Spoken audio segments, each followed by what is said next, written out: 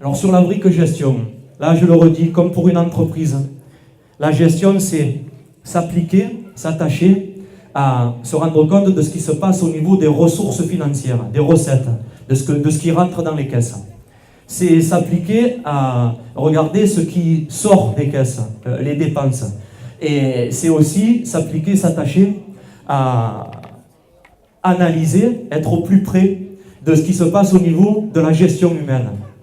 Alors, je ne vais pas du tout faire vous savez, la liste énumérative là, que vous avez sur le petit bouquin, parce que vous allez l'emporter chez vous et que je sais qu'on en rediscutera. Mais par contre, on va un peu se régaler dans le sens où, pour moi, parmi les projets les plus structurants, les plus marquants de ce mandat, on va quand même les célébrer un petit peu, ces projets. Alors, on avait promis, vous vous rappelez qu'en termes de ressources financières, c'est quoi les ressources financières d'une commune? Ce sont les subventions, les dotations, ce sont les impôts, vos impôts locaux, la dotation de fonctionnement de l'État, sur laquelle j'ai dit un mot tout à l'heure. Donc subvention, votre imposition, la dotation d'État, et l'emprunt. Mais l'emprunt, lorsqu'une commune s'est endettée, lorsqu'elle a contracté trop d'emprunts, on ne peut plus utiliser l'emprunt. On ne peut pas à nouveau aller taper à la porte du banquier en disant « prête-nous encore de l'argent ». C'est pas très judicieux de s'endetter encore plus. Donc nous, on avait promis, on s'était engagé à améliorer le taux de subventionnement des projets communaux. C'est pas pour rien si j'ai la chance et le bonheur d'avoir le président de l'Interco et le conseiller départemental à nos côtés.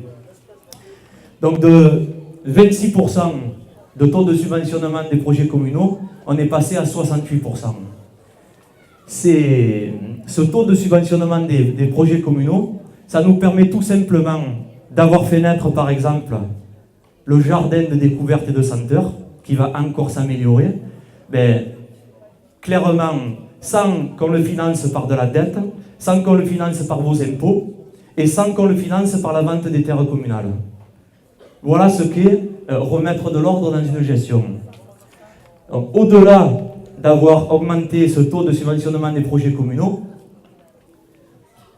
un autre exemple aussi que je garde en tête, c'est ce que j'appelle le portefeuille locatif. Vous savez que la commune est propriétaire d'un certain nombre de bâtis, de maisons, de bâtiments. Après, il faut bien prendre la mesure de ça, après une année de reconstruction, on améliore le portefeuille locatif de 35 000 euros par an.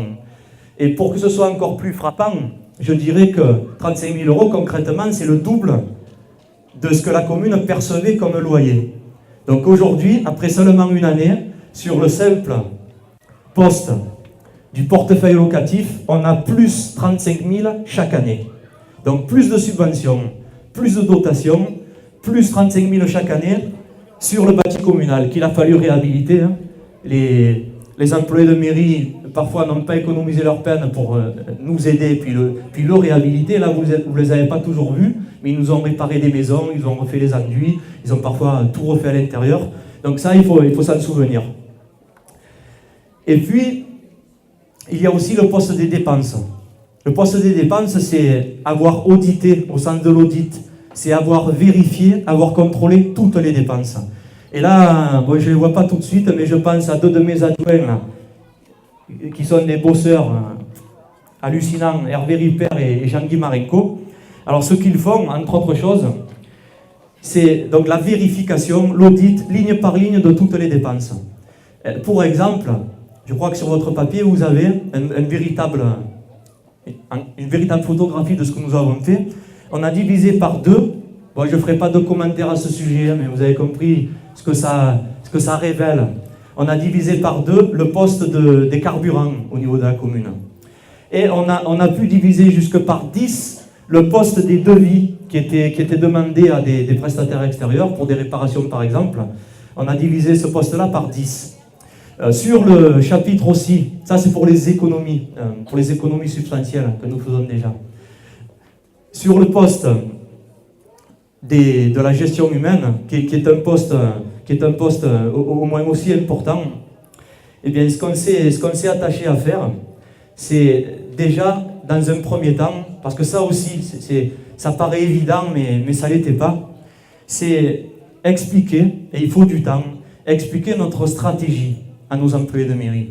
Parce que, est-ce qu'une commune, c'est l'endroit où un maire serait élu, et puis il viendrait se balader une fois de temps en temps en mairie, il irait faire une représentation ou deux, on se mettrait l'écharpe, on ferait une commémoration de temps en temps. Non, je vous garantis qu'avec 40 employés de mairie et la stratégie que nous avons mis en place, il faut l'expliquer cette stratégie au quotidien.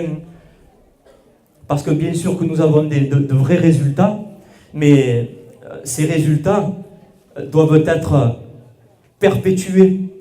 Et puis là, déjà au niveau de la compréhension, moi j'ai besoin de l'aide de tous. Ces résultats, au vu de ce qui risque d'arriver à un certain nombre de communes, il faut enfoncer le clou, il faut continuer d'améliorer les recettes. Vous avez vu qu'on a mis des projets en œuvre et qu'on obtient des résultats. Et puis, il faut encore, et pendant un bon moment, contrôler les dépenses, et il faut avoir un contrôle de la gestion humaine. Un contrôle au sens, je veux surtout dire, encore une fois, que la stratégie, un maire doit expliquer comme un chef d'entreprise aux employés les endroits où on a besoin de travail. Les endroits où parfois on était 4 quand il y avait du travail pour 1. On n'entend pas souvent ça, mais ça fait partie du rôle d'un maire, ça. Et aujourd'hui, grâce à l'engagement de cette équipe, je ne vois plus mon secrétaire de mairie, je parle de l'équipe tout entière, mais mon secrétaire de mairie, là, lui, il a eu de gros problèmes de santé, puis il s'est remis au travail, mais sur son lit d'hôpital.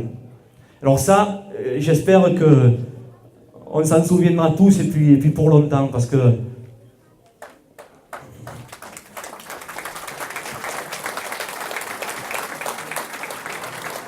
ce n'est pas un cas isolé en plus. Bon, lui, c'est significatif parce qu'il a vraiment été ouvert en deux. Voilà, on l'a opéré, on l'a ouvert en deux. Mais bien sûr qu'on doit encore mieux communiquer entre nous les élus et les employés. Mais vous savez, tous ont la volonté de se mettre au travail et de redresser leur commune. Ce chapitre de la gestion, je le terminerai, vous voyez, en vous disant que ces économies et l'amélioration des recettes, cette année, alors nous en jargon comptable, on appelle ça la CAF, la capacité d'autofinancement. La CAF, très simplement, c'est les économies. Vous voyez ce que je veux dire? Les économies que nous avons faites, tous ensemble. Et ces économies, cette année, elles se portent à 127 000 euros. Merci de me comprendre parce qu'on a vraiment besoin de ça. Ces économies de 127 000 euros, est-ce que c'est suffisant? Est-ce qu'on a décroché la lune? Pas du tout. Mais vraiment super heureux. J'assume complètement le titre de la brochure. C'est un très bon résultat de première année. Mais bien sûr que ce n'est pas suffisant. Il faut continuer à bosser avec la confiance que vous nous témoignez. Et puis, ces économies, cette nouvelle gestion, vous savez, on était, je l'ai dit, je l'effleure, parce qu'on va se réjouir, on était soumis à un plan de redressement que la préfecture avait imposé. Aujourd'hui, et entendez-moi bien, aujourd'hui, sur un courrier officiel, voilà, nous venons de sortir du plan de redressement. Et merci pour votre aide.